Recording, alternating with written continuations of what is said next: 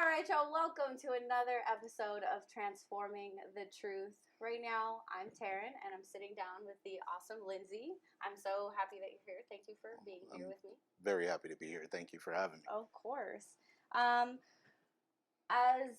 a lot of you know, if you've seen the previous episodes or been with me for a little while, we're going to tackle some social issues. Obviously, as you can tell by his skin color, it's going to be about race, and then there's some other stuff involved in there as well. If you're not already subscribed to the channel, please do that right now or after you've watched this episode. Also, there's a whole playlist for all of these interviews that I've sat down with amazing people. Right now, there's not many, but they will just keep coming. So if you want to get notified of those, also turn on notifications. I will give you all the other social media information for myself and for Lindsay after this episode. So I know Lindsay because we work together. So he has graciously agreed to sit down with me. But how old are you? I am 32 now. You're 32 now. All right. Not such a baby, but you're not old. I mean, it's, you know. And obviously, we're tackling social issues. And so my assumption in looking at you is that you're part black, but what is your heritage? So, yes, I get that a lot, part black, but I am actually fully black. Okay. My dad was black and my mom was black. Okay. So, see, we don't make assumptions. This is why. You could be lighter, both parents are black, or one, you know. Do you know, like, where the lineage of that black comes from? Like, Nigerian or Jamaican, or I know those are stereotypical ones, but this is fine. For you actually hit the nail on the head, as they would say. Okay. At least on my mom's side, I'm not too sure about my dad's because he has never done any type of looking for his heritage. But my mom did the 23andMe, and most of our percentage comes out of Nigeria. Okay. So yeah. So, well, since you kind of opened that gate, when she did the 23andMe, is it like all black heritage? So, of course, anyone who is who descends from slaves, Right. I would say, unfortunately, does not have the privilege of being a 100% black. Of course, a lot of it does come from that, but you will have a British, Native, and a couple others. If with ours, we had a percentage of Great Britain, and we had a percentage from Norway. Okay. Which is to be expected with anyone from that kind of social class, I would say. Right.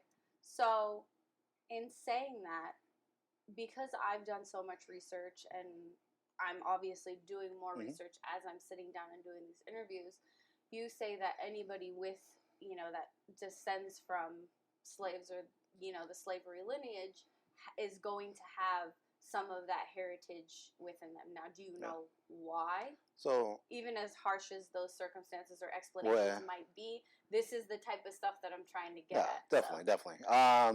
So I don't know how much you can say without being banned on YouTube or TikTok or whatever your platform is, but just the fact of not having proper records of your family, there was a lot of slaves that were desirable to their captors, or to their owners, I should say, and were taken as spouses under the covers, so to speak, you know? Right. And with that being a stigma of your kid being black, they were never documented. Right. So I can't honestly say, hey, I have an aunt who's from Britain, you know? Right. Because I don't know. Yeah. I know how it got in there. Right. But I don't know exactly who it's from. I don't know if they're related to the queen and she owes me money. What, you know? Yeah, exactly. I just know that it's in my lineage. So I push that because we haven't quite touched on that when I've asked somebody like those questions. So I feel like that was some really great information that needs to come directly from a source that, you know, knows these things or has learned in depth more so about these things. So where were you born and raised? So I was born in Torrance Memorial. Okay. At the time when it was still a upscale, I guess you would say, place. And then I was mostly raised in Lancaster, and then wind up coming back to like San Pedro Torrance area. Okay. And was raised with a lot of A lot of OGs. We'll put it that way. A lot of That's, OGs. I love that. I think that's so awesome, though.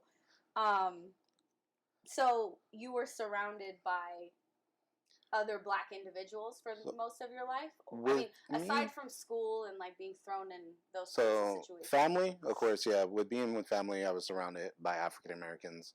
But my mom always wanted to make sure I was considered a well-rounded person. Uh-huh. So it wasn't just, hey, this is who you're hanging out with, this is who you stay. Right. A lot of my schools were more in the upper scale area because of, honestly, just because of funding. You get a little bit more help with the funding and a little bit more special care. And with me, I did unfortunately have a disability, audio processing disorder. Uh-huh. Pardon me on that, messing that up. But that's what it was. And I did need a little bit more help when it came to school and focusing on school. So my mom made sure I was in private schools at one time. And then just to make sure I wasn't socially awkward, because mm-hmm. she had the stigma of, if you're in a private school, you're kind of snooty and you don't know how to talk to people. He's still socially awkward. I'm just kidding. Of course. Like, she failed at that part. She was great with everything else, but failed with the socially awkward. I'm totally socially awkward. But she did try to make sure that I went to a public school where I would be able to interact with people, not just who were of money, but also of places that needed a little bit more, we would say, when it came to financial help, you know. Right. So that's awesome. I've never met your mom, but I've heard so much and all the stuff that she does and who she is and how she calls you and cares for you, and I think she's amazing. So now, with that being said, was it ever, or I mean, maybe you were too young to know, but was it ever hard to find those places because of the, like the disability? Like, was there ever like pushback on your mom trying to find you that extra help, maybe because you were African American, or would you not know because you were too young? I'm gonna be honest, just because my mom never believed in putting that kind of stress on a child. That information I really didn't know. Right. And now that I'm older, I'm pretty sure she would tell me, but it's not something you go back. It's water under the bridge. Yeah. I'm just like, whatever. Yeah. But I know that she struggled a lot to give me the help I need. Right. I saw that in my own school. Right. So I can only assume that she had a little bit of troubles when it comes to that. Even when it came to private schools, she can't get arrested if I say this kind of stuff now, right? No, I'm just playing. But using different addresses that were not her own, we'll say, so you're in that school area, so that you can get in, you know, and because she knew that's where I needed to be. Right. And to this day, I appreciate her doing that because it has helped me to grow, and not only in work, but also just in being a normal human being. Right. So, and I really appreciate that. I'm not gonna lie. I will advocate to the ends of the earth for making sure, as a mother, because you know what your kids need. Of course. And you have to know what your kids need before they're old enough to know what they need. But then you cross that bridge where you have to let them decide what they need. But of course. With that being said, being a mom, I'm sure most people know that I am a mom. You do what you got to do. Oh, yeah, I totally agree. I mean, like I said, his mom is absolutely amazing. So, when you were in school, were you around predominantly white people, or was it not like your friends, but the like ratio in differences to race? So in elementary, I was up in Lancaster area, and that's pretty mixed, right? Yeah. At that time, it was more of a dominance of color. Okay. You would consider Caucasian, you know? Right. And so I dealt with most of them. My friends were mostly Caucasians at that time. My mom saw that and kind of got, I don't want to say scared, but she knew that when it came to dealing with my own color, it was better identity and knowing where I come from. You're not going to get that from hanging out with people who are going to tell you, well, you know, King Louis III was my uncle, and he took, you're not going to get the George Washington Carvers, the Martin Luther Kings, Malcolm X's. You're going to get that from people who see your same eye in a way. So she did make the decision to go ahead and have me out of the schools and move me to more of a prominently black school. Okay. Unfortunately, that came with certain issues, especially the lighter of the skin. And like you said earlier, the thinking that I was not fully of an African American. And with my time of dealing with people who are not my color, the accent that we kind of have, as I know a lot of people don't think we do, but as blacks, there's a certain tone, certain rhythm you speak, I didn't have that at that time. I probably still don't have it at this time, but I have it a little bit more than I did when I was younger. So much so where even the N-word, a lot of my friends were saying it, and I was trying to fit in, and I said it, and I said it a little bit more with that R than the A. And I was told, hey, bro, yeah, your skin colors are same, but you ain't allowed to say that word. Like, if you need to, you say the N-word. Wow. You just say N-word. Don't say that word. You don't know how to say it. Oh, because you don't know how to say it? I don't know how to say it. I was saying it a little bit too hard with that R. Oh, gotcha. And I'm pretty sure some people will understand what that means. Right. There's a way to say it, and there's a way not to say it. I mean, yes. I was... No, everybody knows that I feel that is not in my vocabulary. I totally agree. I totally agree, but as a young kid, you're listening to Biggie, you listening to Tupac, you were, hey, that's my, unfortunately, I was like, that's my hard R. No, man. You're not allowed. And so, I mean, that was one stigma that I had to get over because I didn't understand. As being the same skin color, why am I being treated like the kid you would treat who I used to hang out with? Right. And so she didn't want that. And I see why she did it now. Because now I do talk to my friends who are the same color and I can fit in. Compared to just being, that's that awkward kid, let him eat his lunch by himself. He must have learned all that stuff from black people. I mean, don't get me wrong, they still call me an Oreo. I have friends who still call me an Oreo just because I'm an Oreo and I'll claim it and have no problem with it. But I'm an Oreo with some flavor, so it's okay. You're one of the flavored Oreos. I'm the limited edition Oreos that come out, so it's okay. I love it. See, I mean, sometimes we have to take things that people try to use against us and use them as our superpower.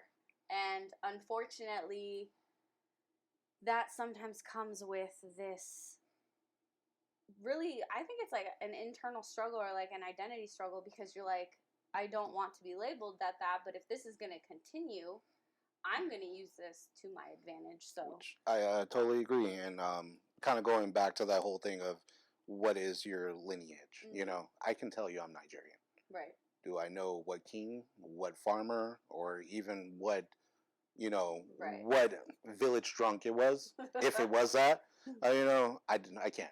I can't, but I can at least show you an area. And I think that's a lot with our culture, why we try to hold on to certain words that may be taboo or why we do certain things is because of that. We want an identity. We want something. Yeah, we can say we're from this, but it means so much more when you can be like, Zula, whatever, was the king of this, and that was my uncle, and he taught people how to read. He was the first person to make medicine.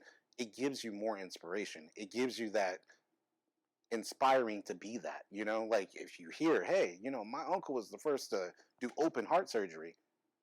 I want to aspire to be a doctor because I have something from that area and it helps me to grow compared to I have this and I don't know what they do. I don't know what they produce, Right. A lot of people, they hear Nigeria and they're just like, oh, it's a nice place. They could be the number one in cotton. They can be the number ones in like gold when it comes to exchanging. We don't know. Right. And I think that's something that was lost. That my mom tried to build, at least when it came to my childhood, to give me something to grasp on. That's a fantastic point because aside from this, I also I do a podcast with two of my friends, and it's all laughter and it's joking, but there are times where we really try to hit on like really important things, and like teach people about them or even learn about them ourselves. And so when we did Black History, we did an episode where we learned about all this stuff that African American people from the past in history, you know, may have done that people didn't know, like the filament in the light bulb, which is I talked with Savoy on another episode about. So these things are key to including everybody because that stuff obviously is not taught in school. Yeah.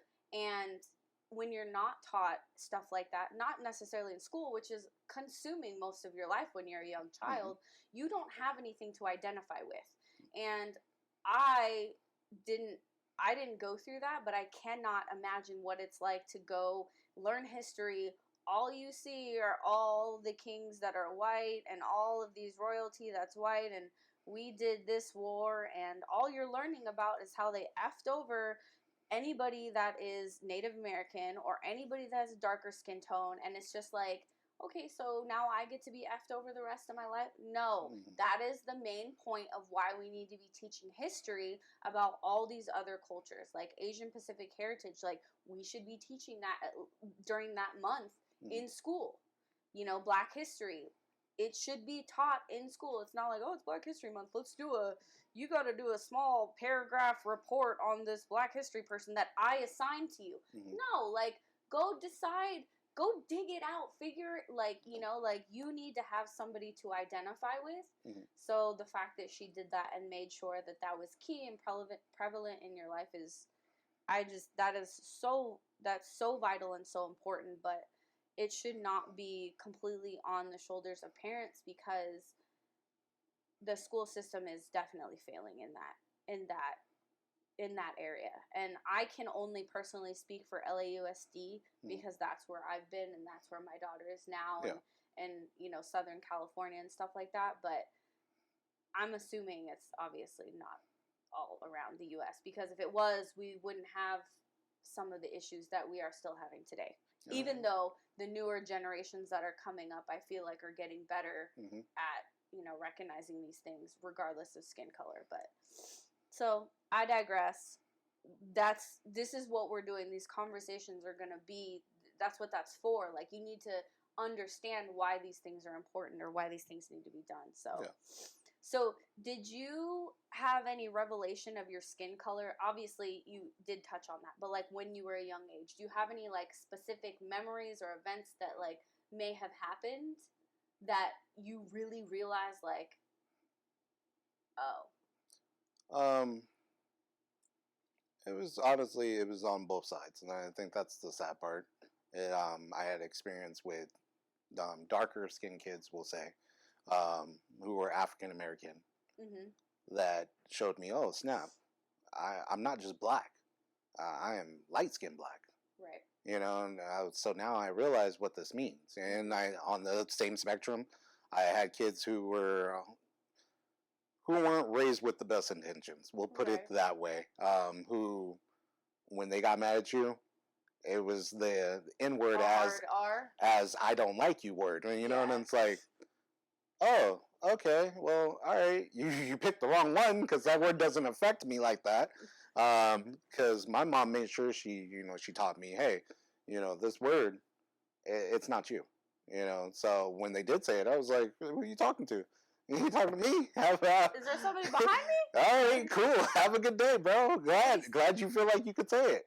You know, which made them even more mad because they didn't get the reaction they wanted. Right. And that's what was kind of sad. Like, you thought that word was going to make a reaction of proving what you want to say I am, which is violent, which is, oh, he's uncontrollable, he's this, you know? And it was like, funny word.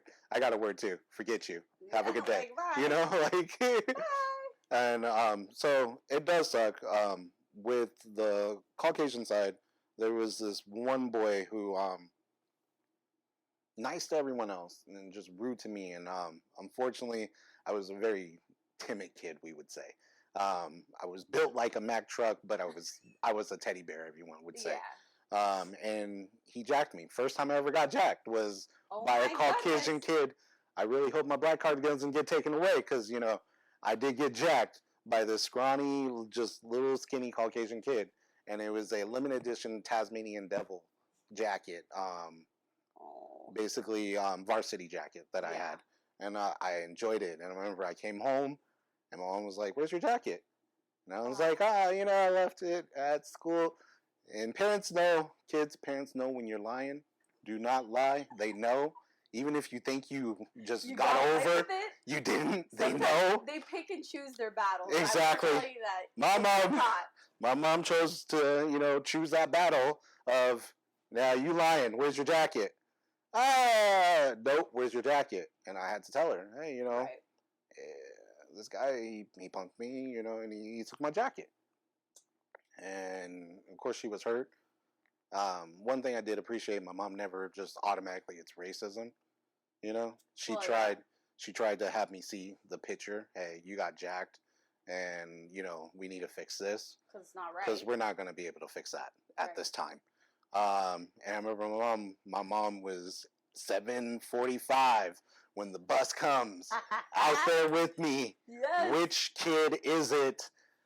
I'm gonna get your jacket, and so I had that on the other spectrum of my, at least how I feel, my own people. I had a kid who was darker than me, who relentlessly just bullied me, and when I had enough, trying to figure out why, because you're light, because you're a lighty, you're yellow. That's what I was told, and it was like, yellow, what? No, I'm not a highlighter, so I don't understand this. As a little kid, you don't understand yellow means that you're light skinned, you're this. Mm-hmm. And my mom had to remember she sat me more down with the African American than she did with the white, because I think she felt like I would understand the Caucasian more Right. than I understand my own people. Right. And she had to sit me down and tell me, hey, there's a stigma. A lot of people go for the light skinned guys more than they go for the dark guys. Right. This guy is dark. He doesn't get the love that he should get. Mm. So, and she tried to help me see why he's doing what he's doing. Unfortunately, with that, it did have to escalate to okay, I have to show you I'm not a teddy bear. I'm more of a black bear, type of thing. Yeah. And so that's how that ended. Unfortunately, it wasn't a peaceful resolution to go ahead and get it. I would say it was more of, okay, now I'm dominant. Leave me alone. Right. And once that happens, that was settled, and we never had an issue like that again. Mm-hmm. But from those two experiences, it made me more cautious to befriend people, I will say, whether it be my own skin color or a person of Caucasian descent or any other type of race, because I didn't know where you stood. And my mom saw that coming, and she tried her best to deter it. Right. And I feel like she does a better job, because I do say I try to befriend everyone. Mm-hmm. Granted, some people may not be the people I should, but I try, just because I do try to see where you're coming from before I jump in and automatically go, oh, no, you're not the person, Yeah. So I do appreciate that, at least. Yeah. So I was gonna ask you if your mom's ever had like talks with you, but it seems like throughout your life she's had. My mom was very strong when it came to being an African American. Not only was it the talks of what you would experience with certain individuals, it wasn't always it wasn't always the just racist talk. No, Right. It was the talk of even just getting your mind right. I don't want you to think any girl who is of darker skin is ugly. Right. So which is nothing wrong with it, but when it was on TV, the damsel in distress who was the fair, cute white girl with blonde eyes, I mean, excuse me, blue eyes, blonde hair. She made sure, hey, that's cool, that's fine and dandy, but notice how it's her being saved, and she has this girl who's the light skinned black girl, or dark skinned black girl, her best friend. She doesn't have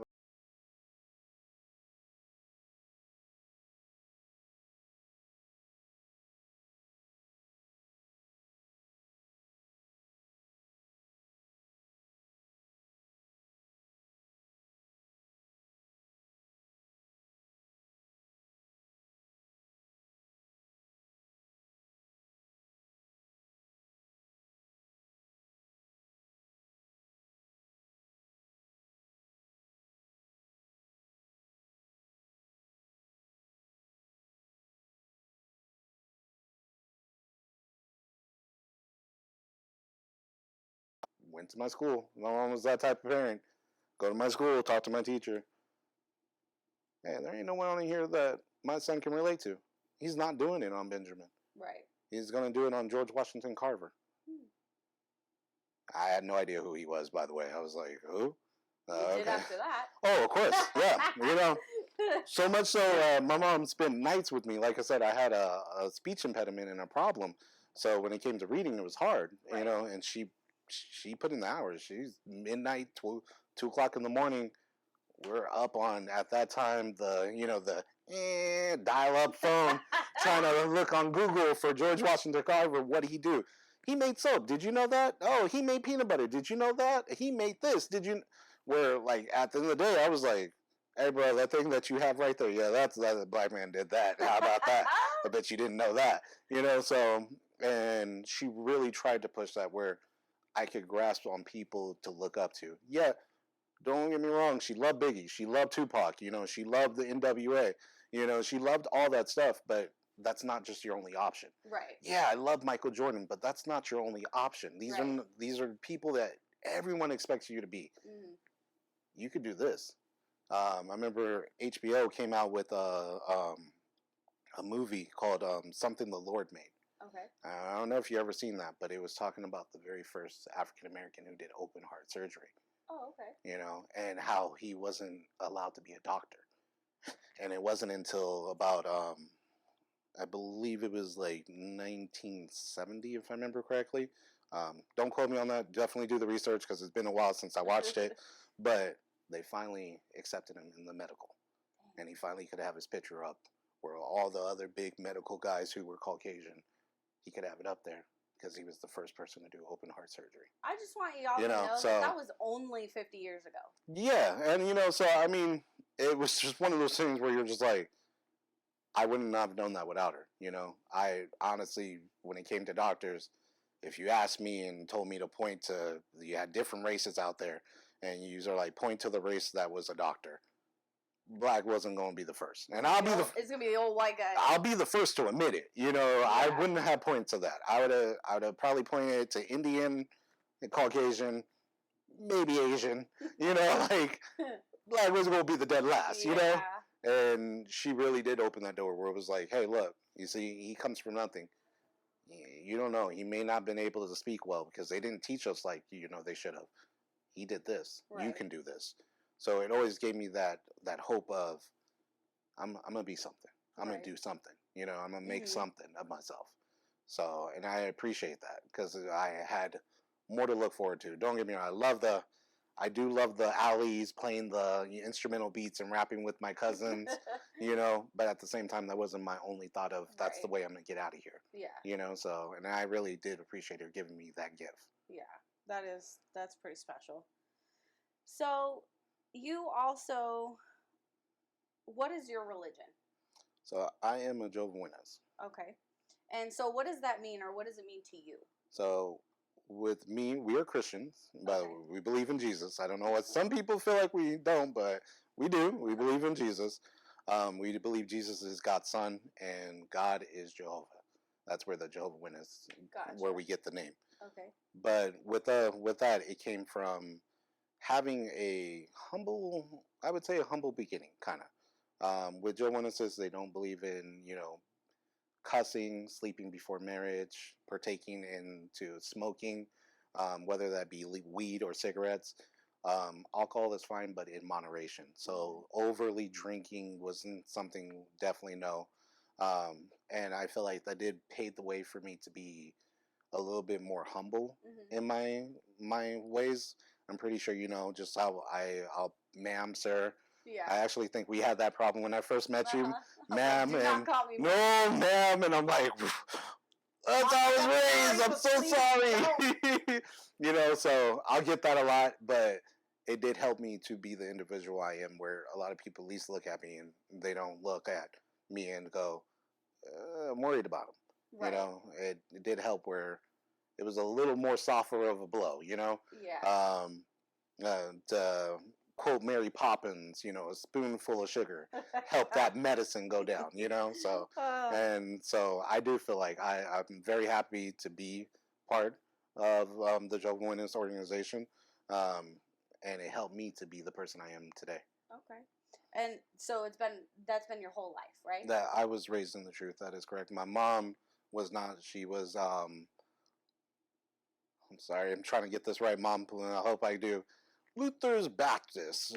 So that's what she was at first, and her and my biological father, they got together and they would party hard, as she put it.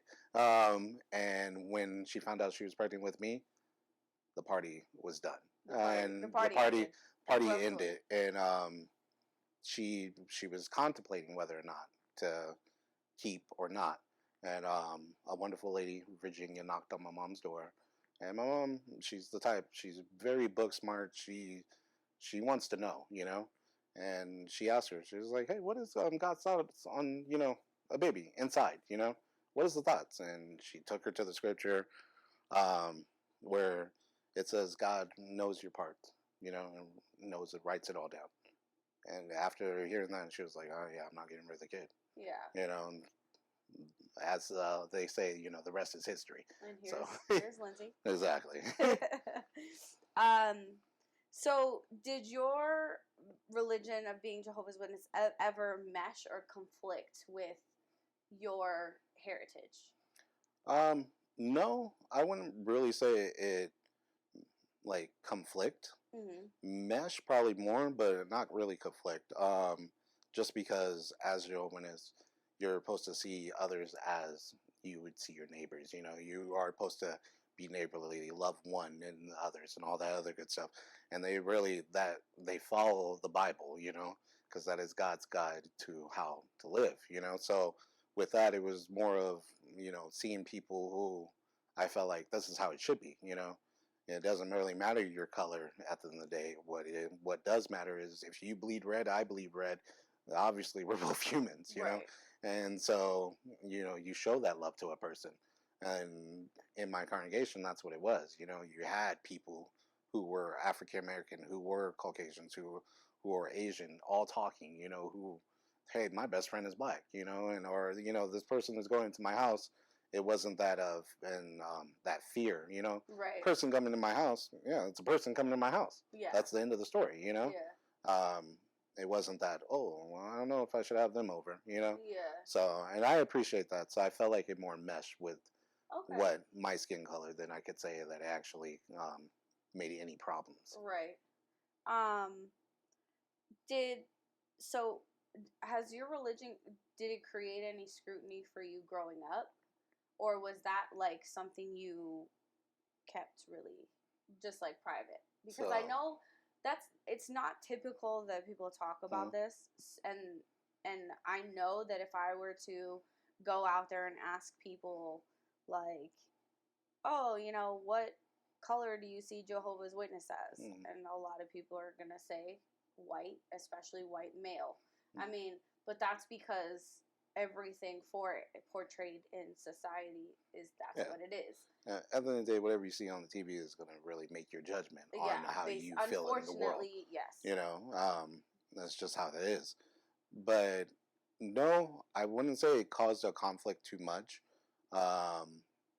Granted, as a younger child, as any child, scared, I didn't really bring it up too much. But there were times that, one thing, we don't salute the flag, so there is no hand over the heart. We respect it, we stand up, and we honor that people are doing that, but that is a form of idolism. I was going to ask you why, but... Yeah, so, yeah, no, I'll explain it, and, so it's a form of idolism. You are giving your praise to America. Granted, we respect the fact that we're here, we listen to, rules of men, but the only person you're supposed to give honor and praise to is God. Right. So, as respect, we stand, but we do not salute. Gotcha. And that is why we do that. And so, when it came time in school, I think I'm in the wrong year because now they don't do it. But when during my time, I don't think they do anymore. But it was PE. At least you're talking about something PE else? and homeroom, they would have the flag that you salute. Right. So it was just one of those things where you're like, all right, am I doing this? Am I standing? Am I gonna just appease to people? To appease people. And thankfully, with my mom, it was the sitting down and explaining to you, hey, Mom, I'm scared to do this. So, it's understandable, son. But do you know why you're not doing it? Because don't do something unless you know why. And that's how my mom raised me. It wasn't just, oh, you're a Jehovah's Witness, I'm a Jehovah's Witness, you're a Jehovah's Witness, so do it. These are the rules, do this, don't do this. Exactly. It's like, well, here, this is why. And, and that's, my mom took the Bible principles, how they want you to. And it wasn't just, your son is this. No, you sit down and explain. Right. So I have an answer when someone comes to me. Hey, why are you not doing it? I'm Jehovah's Witness. I don't know. But like, or that. Yeah. No, instead of, why are you not doing it? Well, no, I can tell you why. Hey, did you know that it's this? This is why I'm not doing it. No disrespect, but that's why. And so she did sit me down, which made me a little bit more easier when it did come to that time to be like, all right, I'm doing this. Oh, this is going to suck. This is my identity. I'm doing it. And this is what I'm doing. All right. And we're just going to roll with it. Exactly. But, so. Yeah. I mean, yeah. And it's got to be so, I know this is kind of a little, it's obviously way different, but so my daughter has PKU. Okay. And so it's a metabolic deficiency. She can and can't have certain foods. But my point in saying that is that as a young kid, having to explain to your child that they have to explain more than just past the I am sentence is such a huge responsibility. Exactly. And then on top of you having the issues that you did have, it just points even more to the parenting. Because I can't even imagine what this would be like if you didn't have the mother that you had. This would be like 700-pound life. Do you know what I'm saying? I'm just tired of the world. No. You have to direct your kids. And now, think of how much direction his mom, how much time and effort. And I'm not saying as a parent who to kids who don't have these things, you don't take the time to do this, because obviously you do. But when there's so many social issues packed into one identity, so you have his race, you have the religion, and then you have the learning disabilities. Yep.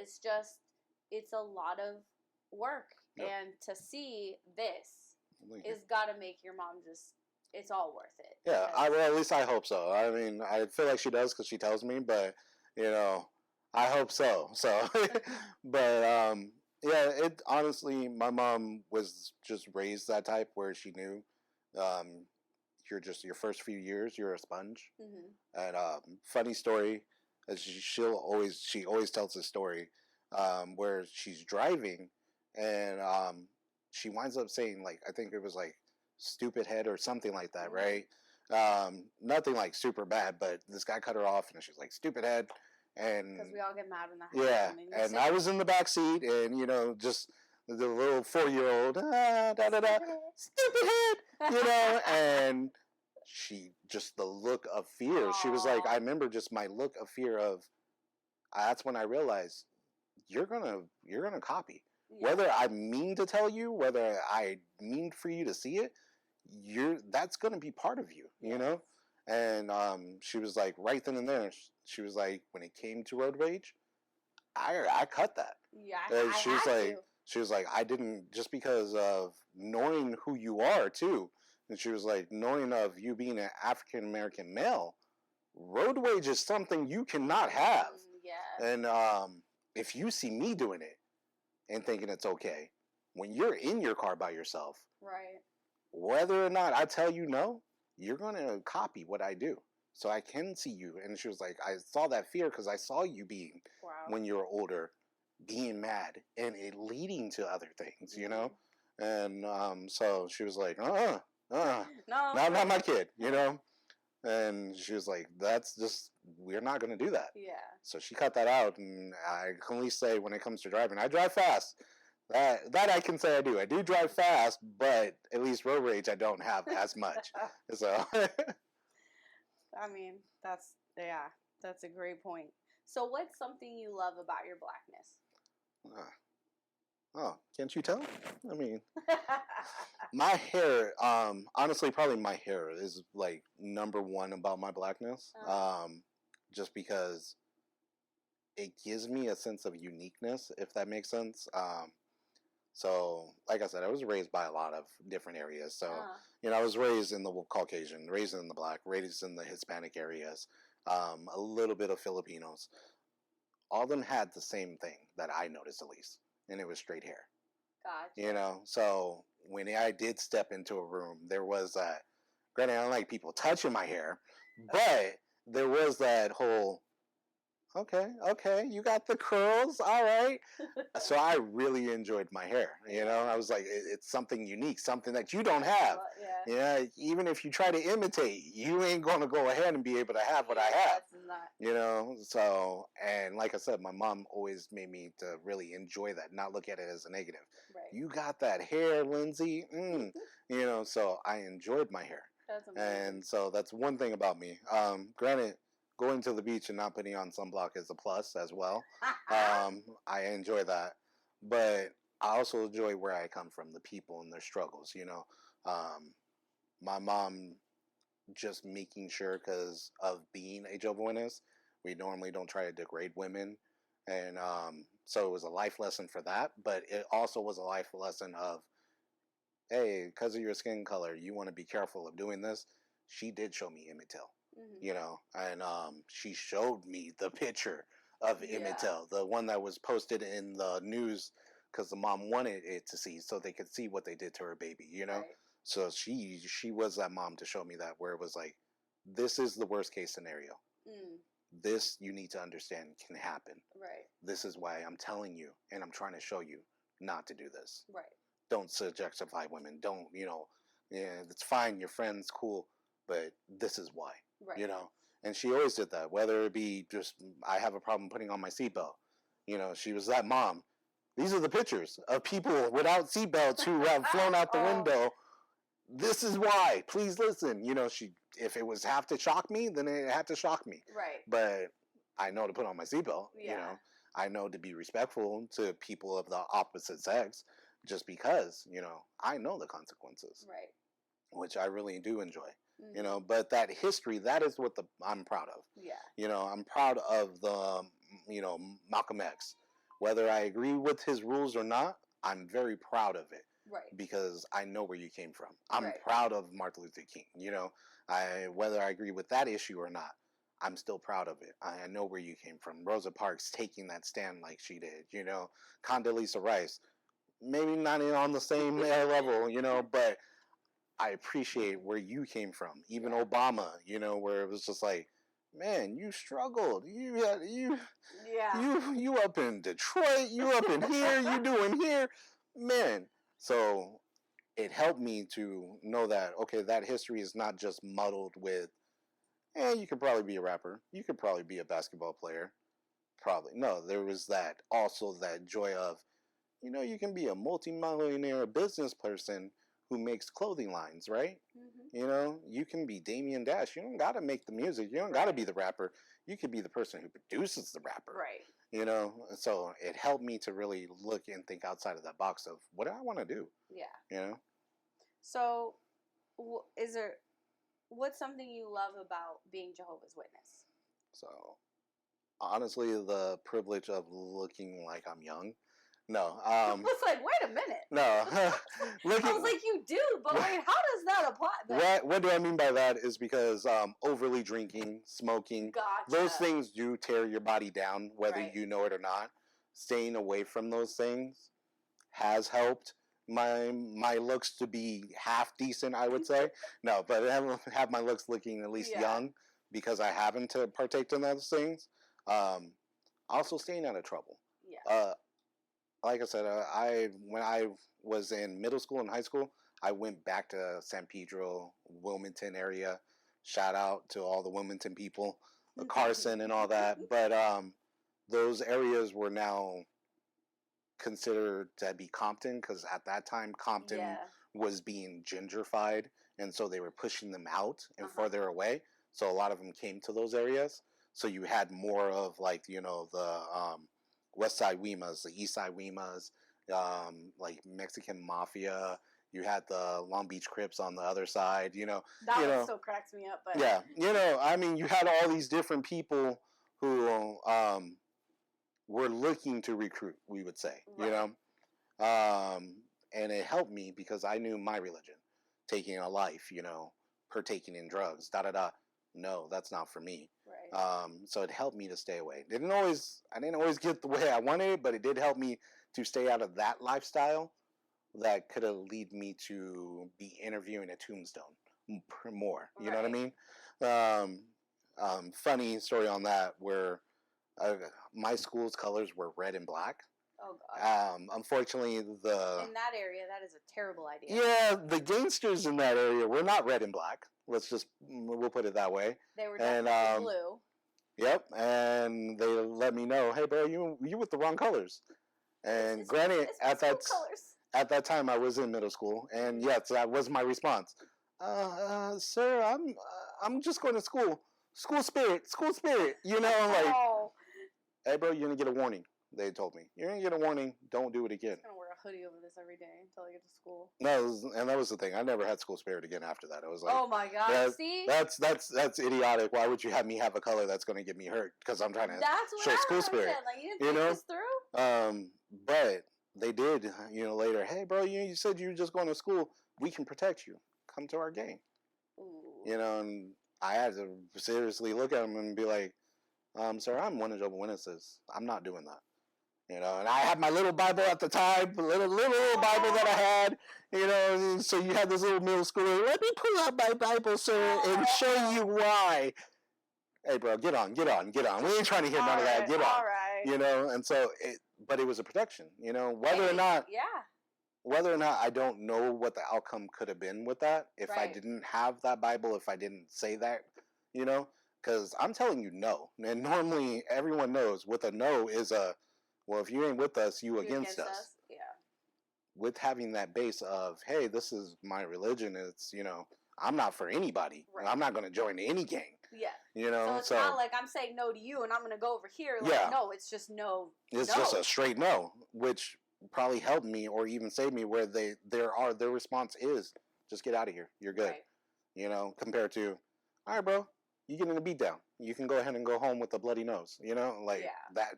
Those type of things I feel like I appreciate more because it did save me, you know, and it saved me to be more of an upstanding person in my mind, what I consider an upstanding person in society. Okay.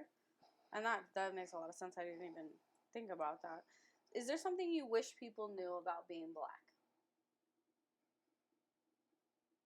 We're not all out to get you. No. I think that's like most of the time. Well, not we, because I'm not, as far as I know, but we are human. Yeah. Shit. That's about it. That's it. It's be a kind human. That's it. But anyway, sorry. That's all it is. Honestly, just talk. That's if I wanted anything more than anything, just talk. Yeah, create conversation rather than you quickly judging or quickly you have this story in your mind like you're a Disney writer and you already came up with something about me before you even talk to me. A lot of people, they're shocked when they look at me and they're like, you voted for Obama. No, I didn't.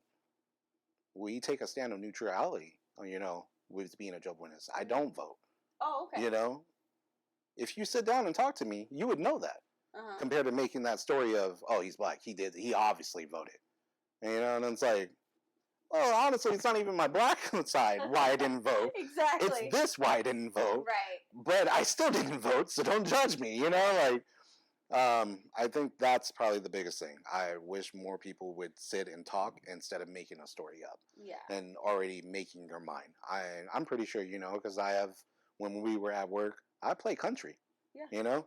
I play country. I play heavy metal. You know, I play everything, and I play rock. Like, whose phone is that? Exactly, and it's I'd be like, man, how do you go from here to here? And then I realized I was making automatic assumption because I go from here to here. Exactly, and you know, if you sat with me, you learn. Hey, my mom was a huge like alternative rock fan.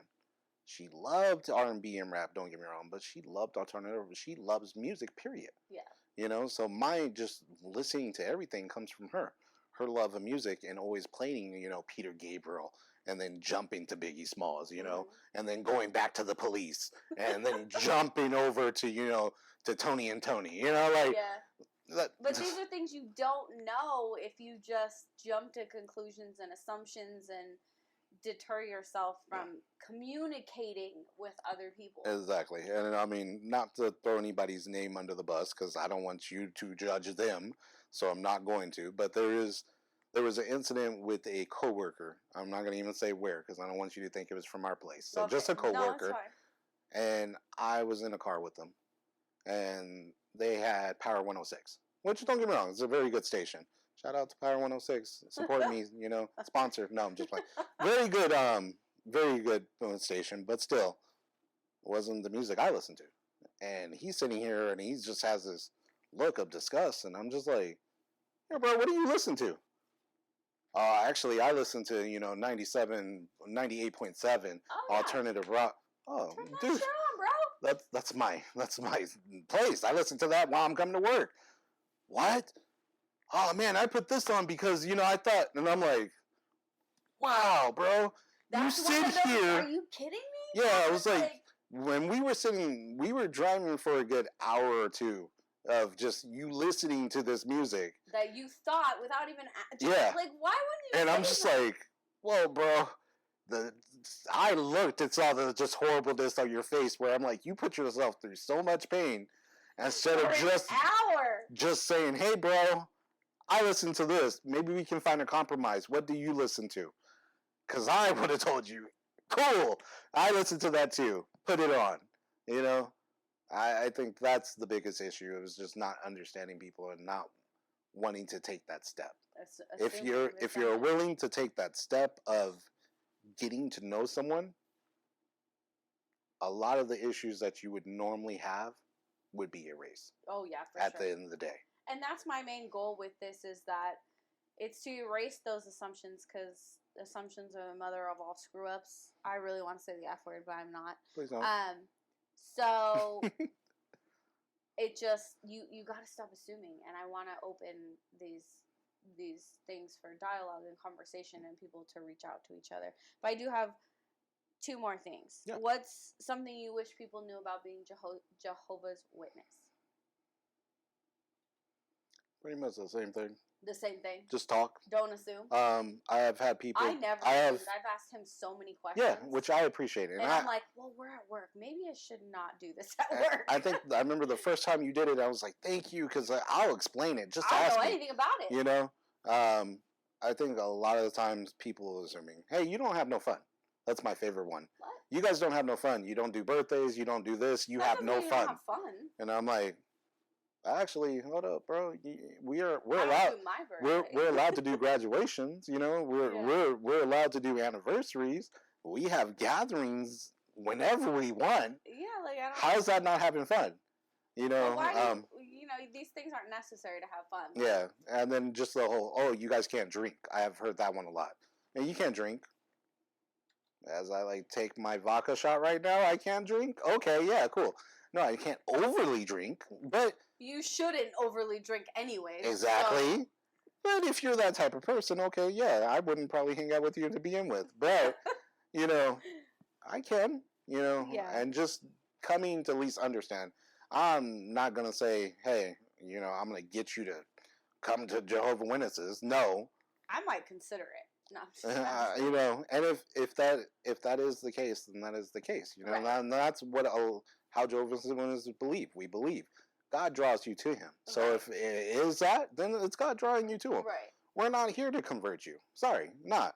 Because there's a lot of people I probably wouldn't convert. You know, I don't want you. Let's just be honest. If Hitler was here today, would I probably know to talk to him? No, because I would be in a concentration camp. You know, I know this. I'm laughing because I see the irony in that. Yeah, just, you know, and that's where it is. Where it's like, it's okay to talk to someone. You don't have to. At the end of the day, you don't have to agree with me, but if you at least talk to me, it's a good chance you'll at least see where I'm coming from. Well, I mean, why are you judging something or somebody that you don't know? Honestly, it's one of those things that I feel like it's built into us. It's fear-based. Yeah. Like, I know the answer, and I say that rhetorically because I know the answer.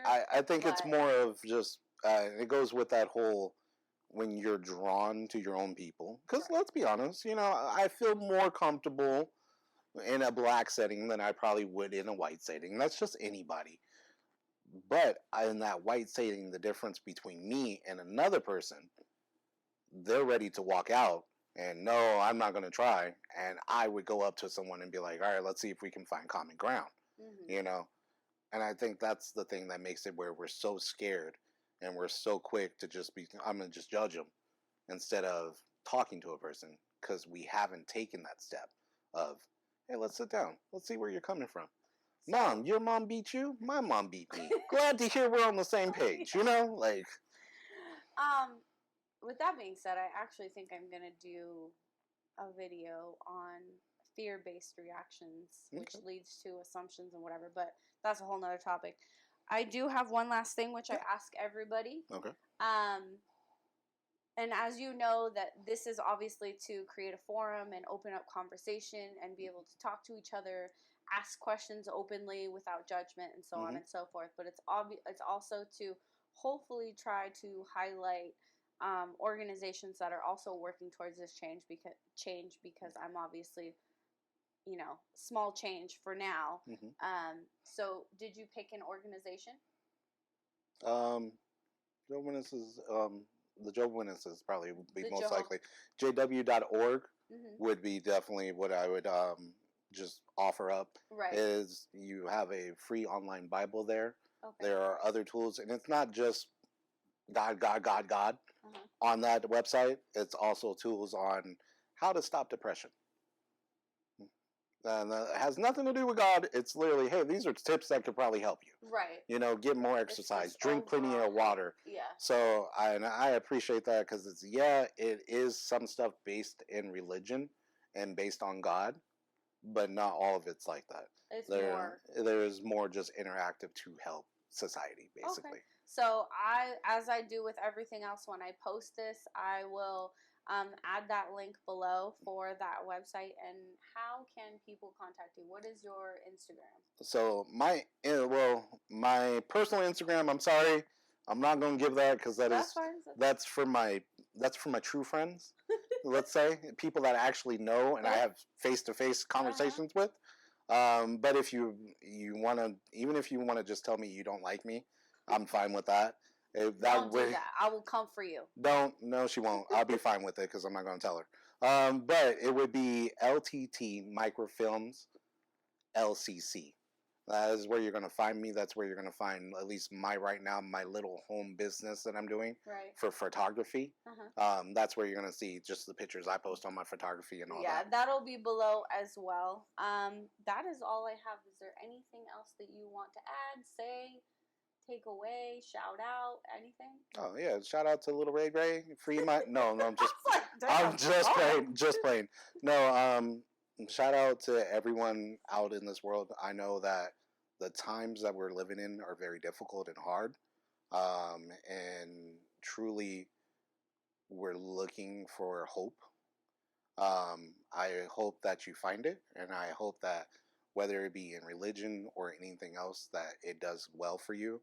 I pray that hopefully that we all can come together and honestly show the love that we should show, which is just loving kindness to every human on this earth. And I couldn't agree more with that. I am going to close out on this. Thank you so much for being here. Thank you for having me. I really thoroughly enjoyed this conversation. I learned a lot. It hit on a lot of points that I have been wanting to say, but can't really because I don't have that perspective on it. So thank you so much once again. Well, I appreciate you figuratively walking in my shoes. Okay. So thank you. Thank problem. you. I appreciate that. Once again, I'm Taryn. This was Lindsay. All the information for the organization, Instagrams, Anything else will be below. If you haven't subscribed to Transforming the Truth or Transforming with Karen, it's a YouTube channel, go ahead and do that. Otherwise, I will be back here with another interview with another fantastic individual on another episode. Thank you so much for watching. I will see you next time. Bye. Good night.